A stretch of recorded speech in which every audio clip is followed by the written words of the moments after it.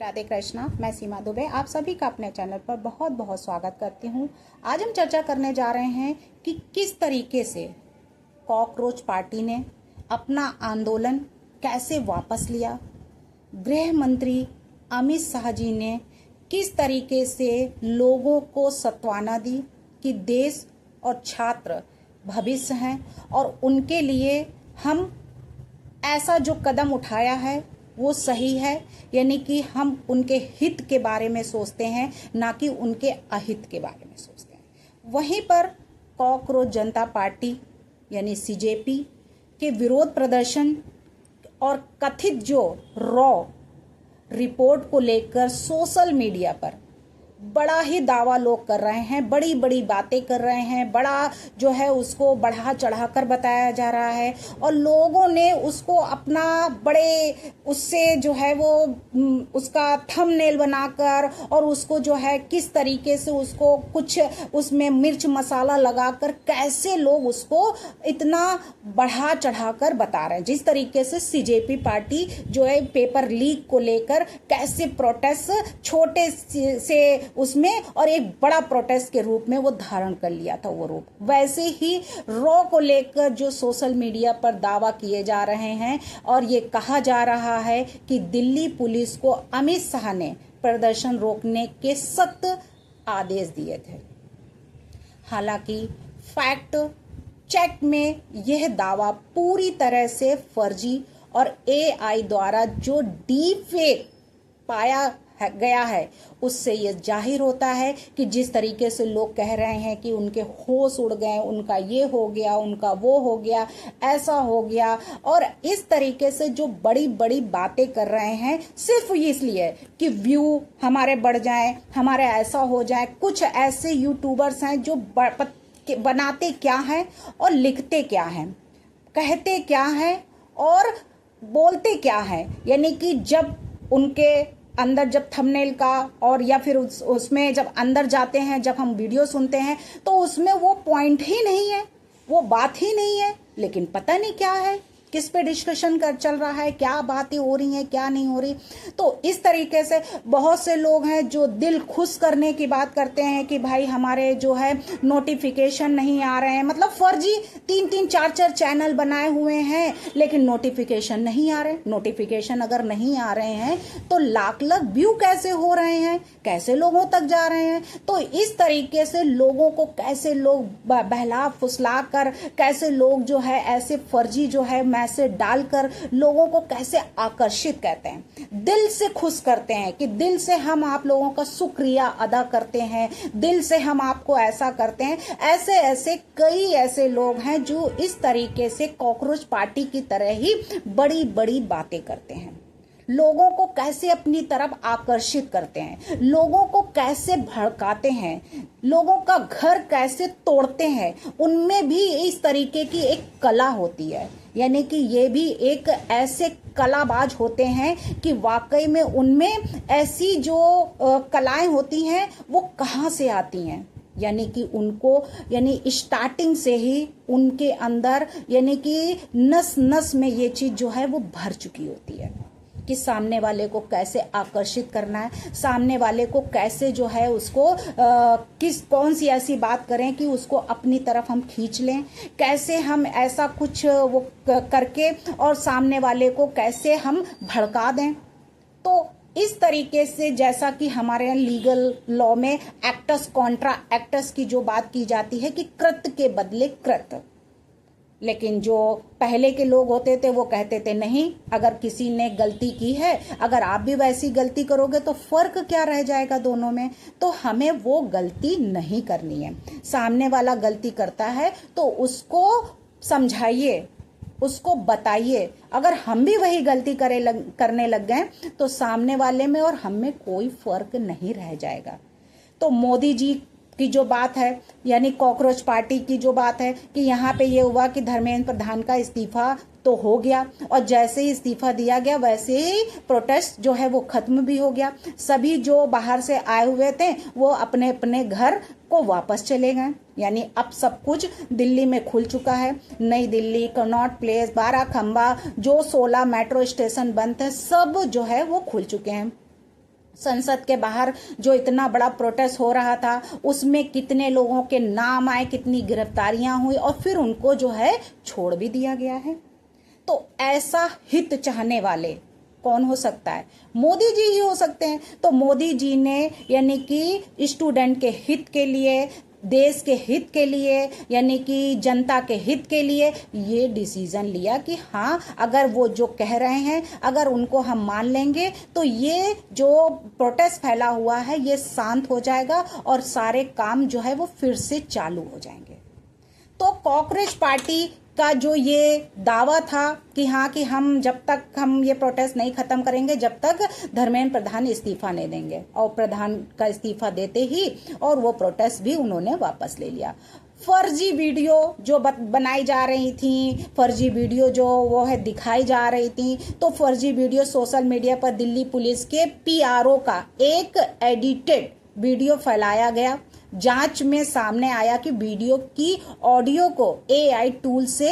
बनाया गया था, यानी बदला गया था। वहीं पे असलियत जो सामने आई है, असलियत में गृह मंत्री अमित शाह या रॉ की किसी ऐसी आधिकारिक रिपोर्ट की कोई पुष्टि नहीं की गई है और ना ही कोई हुई है। सीजेपी आंदोलन यानी पेपर लीक विवाद, नीट के विरोध में सीजेपी का दिल्ली के जंतर मंतर पर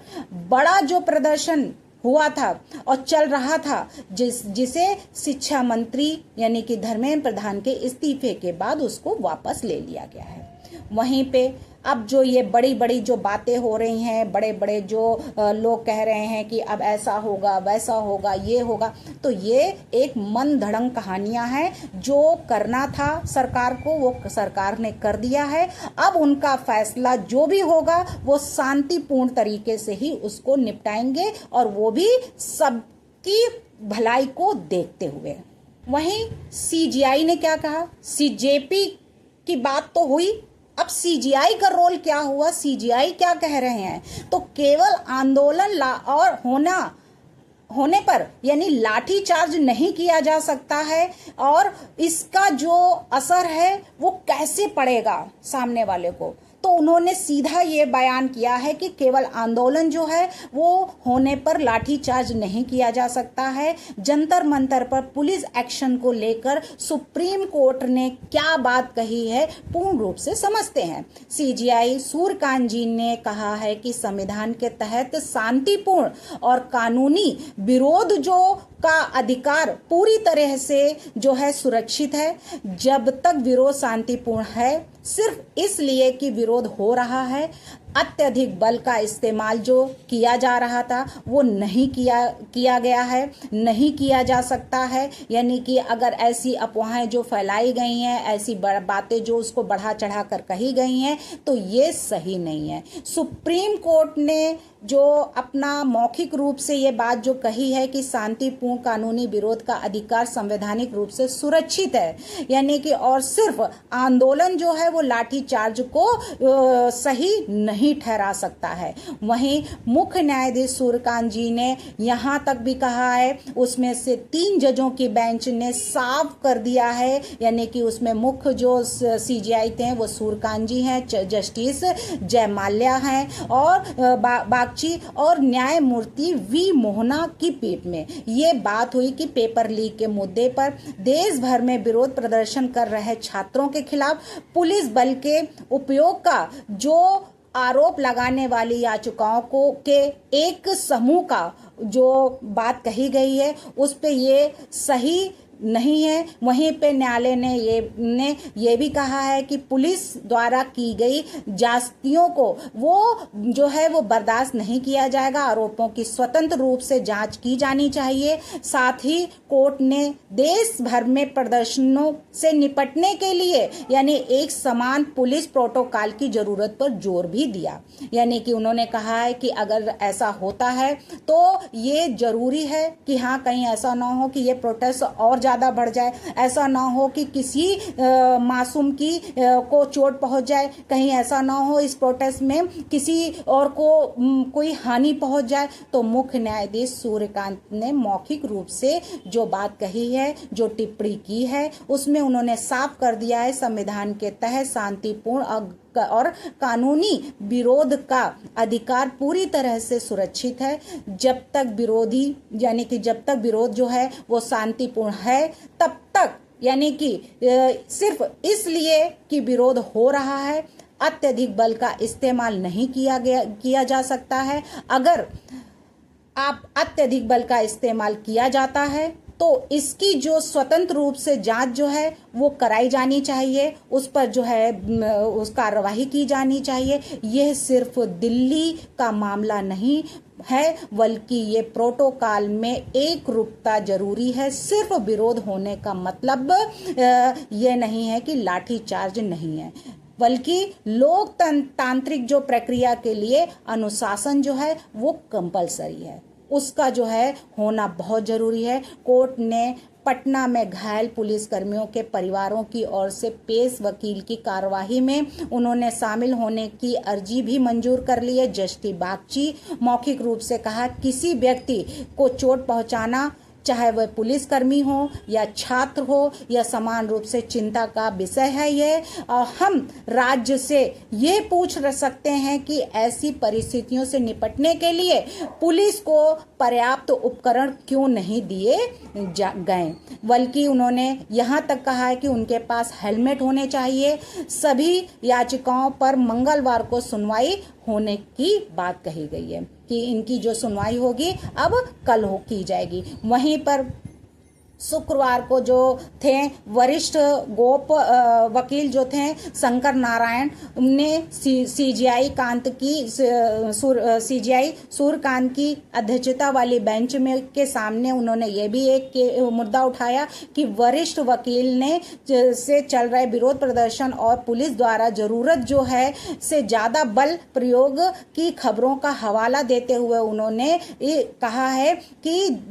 हर मामले की सुनवाई जो है वो जल्द से जल्द की जानी चाहिए और सुनवाई के लिए लिस्ट करने की मांग की है। इस पर सीजीआई ने कहा है सीधा कि मामले पर सुनवाई जो है वो की जाएगी। वहीं पर जो केंद्रीय जो पुलिस बल सीआरपीएफ है वो को जांच में पता चला है कि कनॉट प्लेस में जो तैनात रैपिड एक्शन फोर्स जो थे आरएएफ, उनके लिए उन्होंने सीधा बताया है कि वो जो जवान ने यानी कि पैलेट गन से 7 राउंड फायर किए थे और जो वो 7 राउंड उन्होंने फायर किए थे यानी आरएएफ जवान ने वो पैलेट गन के जो उससे फायर किया था, उससे उन्होंने ये कहा कि इंडियन एक्सप्रेस द्वारा जो है ये क्लियर किया गया है कि जवान ने ये फायर कॉकरोच जनता पार्टी यानी सीजेपी के 20 जुलाई को हुए संसद मार्च के दौरान किए थे, जब उस समय पे भीड़ बेकाबू हो गई थी और लोग जो है संसद की तरफ बढ़ रहे थे, नारेबाजी कर रहे थे। और जब खतरा देखा कि पूर्ण रूप से मंडरा रहा है, लोगों को किस तरीके से कंट्रोल किया जाए, तो वो हवाई फायरिंग उन्होंने की थी कि किस तरीके से उनको रोका जाए। अगर ऐसा ना करते हैं तो शायद वो जिस तरीके से बंगाल में, नेपाल में ये जो हुआ था वो शायद हमारे भारत में भी होता, क्योंकि उस समय जब कोई प्रोटेस्ट होता है या फिर कोई मन में ठान लेता है कि हमें ये कृत्य करना है, तो उसके मस्तिष्क में वो मोटिव जो होता है, वो मोटिव अगर अच्छा है तो ठीक है, लेकिन अगर इविल इंटेंशन है उसका, तो वो उस समय कुछ भी कर सकता है, क्योंकि उसके ऊपर जो है एक काल मंडरा रहा होता है और वो काल जो है उस समय कुछ भी करा सकता है। तो आप सोचिए कि अगर संसद में उस दिन अगर ऐसा ना किया जाता तो हो सकता है कि संसद पर भी ये आक्रमण करते हैं, वहाँ भी कुछ हो सकता था, वहाँ भी संभावनाएं कुछ अच्छी नहीं बन सकती थी, यानी कुछ भी हो सकता था। इसलिए वहाँ पे जवानों ने उनको रोकने के लिए यानी कि हवाई फायरिंग की थी, सुरक्षा के लिए, बचाने के लिए, ना कि किसी को जख्मी करने के लिए, ना ही किसी को चोट पहुंचाने के लिए। तो कहते नहीं है कि प्राइवेट डिफेंस में अगर कोई है किसी को मार रहा है या किसी को कुछ करने मारने आया है तो हमें राइट दिए गए हैं कि हम प्राइवेट डिफेंस में अपना बचाव कर सकते हैं, और वो सारे रूल दिए गए हैं कि किस किस कंडीशन में हम अपना जो है प्राइवेट डिफेंस का बेनिफिट हम ले सकते हैं। उसी तरीके से है कि कैसे वहाँ पे संसद में सांसदों की कैसे जान बचाई जाए, कैसे उनकी सुरक्षा की जाए, तो ये फर्ज पुलिस और जवानों का ही है, और उनका जो कार्य था उन्होंने अपना कार्य पूरा किया, और इसमें किसी के ऊपर कोई दोष लगाने का नहीं बनता है। भारत माता की जय, वंदे मातरम, जय श्री राम।